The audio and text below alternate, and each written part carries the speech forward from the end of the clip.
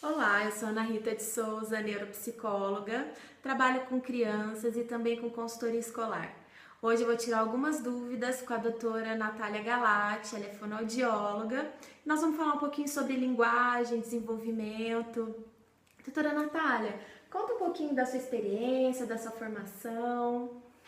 Olá, eu sou a Natália, sou fonoaudióloga formada pela Unicamp, tenho residência no Hospital e Maternidade Celso Pierro em Campinas também, na área infantil e hospitalar, e sou mestre pela Universidade Estadual de Campinas em Saúde, Interdisciplinaridade e Reabilitação. Doutora Natália, eu recebo muitas dúvidas sobre a questão da linguagem, inclusive durante a avaliação neuropsicológica, e inclusive de pais também que me trazem muitas questões sobre a questão fonoaudiológica, sobre a atuação do fonoaudiólogo. Eu tenho aqui algumas dúvidas e eu gostaria que você me esclarecesse até para poder ajudar os pais e responsáveis que estão nos assistindo agora. Vamos falar um pouquinho de autismo, né? O autismo é um transtorno do neurodesenvolvimento que tem chegado muito aos consultórios, inclusive nós estávamos até discutindo essa questão um pouco antes, né? Sobre essa demanda, essa alta demanda de pacientes com TEA, que é o transtorno do espectro autista. Uma das principais características do transtorno do espectro autista é um atraso no desenvolvimento da linguagem. Fala um pouquinho sobre isso, doutora Natália. O atraso de linguagem é uma das primeiras dificuldades que a família encontra com a criança que tem talvez uma suspeita de autismo, né? Então é a primeira queixa que eles chegam até o consultório, que a criança não fala, que a criança não está se comunicando, né? Então é uma das características bem importantes e que a gente precisa orientar muito e trabalhar muito com a família e com a criança. E por isso da importância, né, desse trabalho multidisciplinar, desse trabalho de diversos profissionais da saúde em prol do desenvolvimento da criança. Com certeza, a linguagem ela é muito ampla, né? Ela tem várias questões, né? Emocionais, culturais, sociais, de estimulação. Então, a gente tem que estar sempre envolvido tanto com a família como com os outros profissionais que estão com essa criança. Se não estão, a gente tem que orientar a família a procurar, porque ele tem que ser tratado de forma multidisciplinar e interdisciplinar, né? Que quanto mais os profissionais que estão com essa criança se comunicarem, estão né, envolvidos, estarem caso, envolvidos, né? as orientações com a escola, o feedback da escola, da família, dos outros profissionais, isso vai enriquecendo, fazendo com que a gente consiga dar maiores possibilidades para o desenvolvimento da criança. E geralmente esse atraso na fala, ele é confundido com déficits auditivos. Você deve receber muito essa demanda no seu consultório, né, doutora Natália? Sim, atualmente o que a gente percebe é que como se fala muito de autismo hoje em dia, a maioria já chega achando que tudo é autismo também, né? Então, nós profissionais temos que ter muita cautela, investigar todas as outras questões auditivas, neurológicas, né, que não seja só o autismo, como essa criança é estimulada, com quem ela convive, com quem ela tem contato, ela já está na escola, ela não está, porque senão a gente acaba focando só no autismo e o atraso de linguagem pode ser causado por muitos fatores. E como é feita a avaliação? Como que é feito esse diagnóstico? Quais são as intervenções? A avaliação é feita como avaliação de linguagem mesmo, né? Mesmo que a família já chega meio tendenciosa ou que já tenha talvez até o diagnóstico, eu faço uma avaliação global, completa. Eu não costumo usar nenhum protocolo fechado, eu faço uma avaliação mais aberta a partir do que a criança vem me oferecer, né? Então, a partir do que ela sabe, a gente vai colocando coisas novas, coisas diferentes, vai vendo como ela reage. E o mais importante dessa avaliação não é o que a criança fala ou deixa de falar, mas é esse comportamento linguístico que ela oferece, né? Ela atendeu meu comando, ela sabe brincar, ela sabe como é um diálogo que o outro fala e agora eu espero, né? Então tudo isso que eu chamo de linguagem não verbal é muito importante também para preparar a criança para o verbal, né? Então normalmente a família chega preocupada porque a criança não fala, mas às vezes a criança não é que ela só não fala, ela ainda não consegue explorar um brinquedo, ela não consegue pedir, ela não consegue atender um comando. Então tudo isso tem que ser trabalhado antes para que ela esteja mais preparada para a oralidade aparecer. E essa avaliação individualizada, essa avaliação personalizada é muito importante, porque todos somos diferentes. Exatamente. Então, o que é dificuldade para um não é dificuldade para o outro, o que é fácil para um não é fácil para o outro. Isso, eu deixo bem aberto e vou conhecendo cada família, conhecendo cada criança, e não tem nada pronto para oferecer para eles. A partir da hora que eles chegam, a gente vai começando uma conversa do que nós vamos, que atividade que nós vamos fazer, do que você gosta, o que você costuma brincar, né? Quando a criança não consegue me responder, a família vai ajudando, e a partir disso eu vou construindo a avaliação com ela. Muito importante saber também que a avaliação nunca é finalizada na primeira, na segunda sessão. Ah, sim, isso é muito importante. A gente dá um feedback, claro, para a família, olha, algumas dificuldades eu já consegui observar, porém ele vai ser avaliado em outras situações, com outras atividades, né? Com outras formas de intervenção para ver o que ele consegue me responder. Justamente por essa questão de ir sentindo a criança, de ir sentindo as dificuldades, as necessidades. E essa criação do vínculo, né? Eles chegam, eles não te conhecem, né? Então, geralmente, eles não te dão o melhor, né? E aos pouquinhos você vai construindo a confiança, o vínculo, e aí eles vão conseguindo se soltar e realmente mostrar o que eles podem, o que eles ainda têm dificuldade. Exatamente. Legal. E uma das comorbidades já que nós estamos falando de autismo, mas a minha dúvida é sobre a ecolalia. Uma das comorbidades que os autistas apresentam é a ecolalia. E a ecolalia aparece não só no autismo, né? Fala um pouquinho sobre isso, explica pra gente o que é a ecolalia. A ecolalia é a repetição de frases ou palavras, né? A repetição mais sistemática, geralmente fora do contexto. E tem a ecolalia que é imediata, que às vezes a gente acabou de falar alguma coisa e a criança começa a repetir aquilo sem parar. Ou um filme que ela assistiu, alguma coisa que ela tenha vivido na escola, que ela ouviu algum colega falar, e ela começa a repetir isso sem contexto, sem nada funcional, aparentemente. É algo que não é funcional. Que não tem um objetivo específico naquele momento. Exatamente. Então a gente pergunta, que cor é esse brinquedo?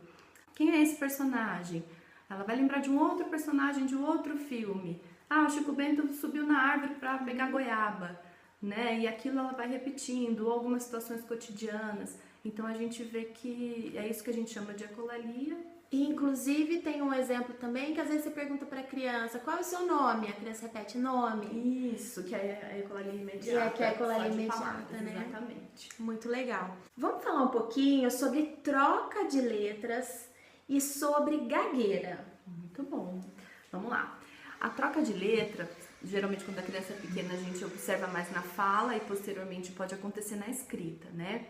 O que acontece? Muita gente espera até os 5 anos para observar que uma criança realmente está trocando, que isso pode precisar de uma intervenção. Então eu sempre oriento família, escola, os outros profissionais que estão trabalhando com a criança, a partir de 2 anos e meio já dá para observar que algumas trocas estão acontecendo, né? Então as trocas, por exemplo, de casa por taza, né? Gato por dato. Então isso a criança já consegue superar mais cedo. Depois ela vai adquirindo os outros fonemas e até 4 anos, no máximo 4 anos e meio, todo o alfabeto fonético dela tem que estar completo, tá? Então, com 4 anos a criança ainda não consegue falar prato, ela fala pato, ou branco, ela fala banco. Possivelmente ela não vai conseguir adquirir isso sozinha. Então precisa de ajuda profissional, isso, porque depois vai com 5, 6 anos que ela já está alfabetizando, é que vai pensar em encaminhar, e aí já está aparecendo troca na escrita também. É muito mais difícil a gente conseguir automatizar esse fonema, essa letra, porque a criança já habituou a falar dessa forma, né? Então eu sempre peço que quanto antes, pelo menos uma avaliação, porque aí o profissional vai orientar, falar, olha, não, faça assim, já está na hora de tirar a mamadeira, né? Como é que ele está se alimentando, para ver se está trabalhando os músculos corretamente, né? Para preparar para a fala. Então, nem que seja só uma orientação, mas para que a criança já esteja Já tem um gatilhada, direcionamento, exatamente. né? E sobre a gagueira, vem muita criança pequena, as mães desesperadas que estão gaguejando. A gagueira pode ser muito natural do desenvolvimento da linguagem, tá? O que a gente chama de gagueira fisiológica, gagueira do desenvolvimento. Ela pode aparecer por volta de 2 anos e meio. Só que mesmo sendo normal, mesmo sendo fisiológico, precisa de ter um direcionamento correto. Porque algumas atitudes que a família, a escola, os profissionais, qualquer pessoa tem com a criança, pode tornar aquilo patológico. E até de completar a frase, exatamente, né, para a criança. Completar, falar respira, nada disso pode fazer. Então tem que agir com naturalidade, deixar a criança completar o pensamento, né? Então, mesmo sendo fisiológico, eu faço algumas sessões para orientar mesmo a família como fazer com essa criança que está tendo disfluência, que está gaguejando, né? E tem a gagueira patológica também, que é quando fica por mais tempo ou quando para e daí volta. E aí a gente tem que ter um outro direcionamento, mas só para saber que existe essa gagueira normal, mas que tem que ter... que pode ser por alguma questão emocional, por exemplo? Pode ser emocional e pode ser pelo próprio desenvolvimento da linguagem, que a criança está experimentando, né? Está se comunicando mais, está ampliando o vocabulário, está tendo contato com mais gente, né? Então, às vezes ela vai falar, não consegue. E tem muito a ver com o emocional, porque ela fica ansiosa, né? Às vezes ela é tímida, a hora que ela vai falar a palavra não sai. Então, tá todo mundo muito bem orientado para que a gente consiga cortar isso de uma maneira tranquila, sem a criança sofrer por conta dessa questão. Doutora Natália, uma última pergunta é sobre o PAC, avaliação do processamento auditivo central. Eu geralmente encaminho muito e solicito a avaliação do processamento auditivo central porque é de fundamental importância para complementar a avaliação neuropsicológica. Explica um pouquinho o que é o PAC, quem pode fazer, qual é a forma de se avaliar e quais são os benefícios do PAC. Inclusive, parece que a nomenclatura mudou, né? Agora já não é mais processamento auditivo central, é só processamento auditivo. Agora tá voltando, agora eles colocam central entre parênteses, a nomenclatura vai mudando um pouquinho. Mas o que é, né, esse processamento auditivo? É o que a criança faz, ou o adulto, porque tem adultos também que têm essa dificuldade, o que a gente faz com o que a gente escuta. A audição geralmente é normal, ou tem uma perda leve, mas quando esse som vai ser processado, aí é que aparece a dificuldade e a criança não consegue compreender da forma que necessita. Fatores ambientais influenciam muito no entendimento da mensagem. Na verdade, assim, o quanto a criança escuta, geralmente a gente já sabe, né? Na maioria das vezes é normal, mas o que ela faz, como ela entende, é que tem comprometimento. Bom, o processamento auditivo central, ele é o que nós fazemos com o que nós ouvimos, né? Então, a quantidade de audição a gente mede pela audiometria ou por outros exames mais objetivos do que a audiometria, o BERA, enfim, outros. E o processamento auditivo vem mostrar a qualidade daquilo que a gente escuta, como ele é entendido, se ele sofre fatores ambientais que comprometem o entendimento dessa mensagem. É o funcionamento daquilo que você ouve. Isso. É como você processa, como que aquilo funciona. Isso, como ele é compreendido mesmo pela criança. Né? Então a gente dá uma ordem para a criança, por exemplo, como é que ela compreendeu isso?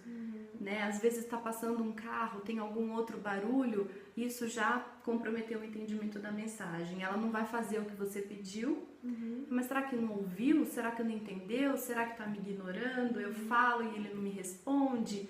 Não, às vezes realmente ele não compreendeu mesmo o que foi dito. Né? Então pode ser uma alteração no processamento auditivo, que tem terapia, tem reabilitação para a criança conseguir aprender melhor e conviver melhor, né? Na escola que tem barulho, tem outras crianças, a professora não pode ficar o tempo todo dando atenção só para um aluno, então é que começa a aparecer essa dificuldade de aprendizagem, né? Então, pode ser por conta do processamento auditivo. Claro que fatores comportamentais, outras coisas também influenciam, mas é muito importante a gente saber se tem alguma alteração de processamento para dar todos os pilares que a criança pode ter para conseguir desenvolver melhor e aprender melhor. E o fonoaudiólogo, ele precisa ter uma especialização para realizar esse exame, né, doutora? É um exame complexo, é um exame longo, então, assim, depende da resposta da criança. Então, tem que ter, assim, bastante cuidado, bastante cautela, o equipamento bem calibrado, porque a gente depende de um CD ou de um MP3. A criança tem que ouvir o som, apontar a figura, ouvir o som, apontar uma frase. Então, o fonoaudiólogo tem que estar muito capacitado para conseguir fazer esse exame, para que o resultado tenha uma resposta fidedigna, né? Porque senão a criança pode não ter respondido porque está cansada, ou porque o teste não foi aplicado corretamente, né? Não estava calibrado, não estava adequado. Então, como é um exame subjetivo, mais cuidado ainda tem que ser tomado. Legal, doutora. Muito obrigada pela sua participação. Tenho certeza que esse vídeo vai ser muito importante para esclarecer diversas dúvidas de pais responsáveis, de professores, educadores, em todos os sentidos. E principalmente o objetivo, além de esclarecer as dúvidas, é de valorizar e de trabalhar essa questão da importância da interdisciplinaridade, da multidisciplinaridade entre os profissionais de saúde, sempre voltados para o bem-estar e a qualidade de vida das crianças e das pessoas em geral. Eu que agradeço, parabéns pela sua iniciativa e que muitos profissionais participem. Obrigada.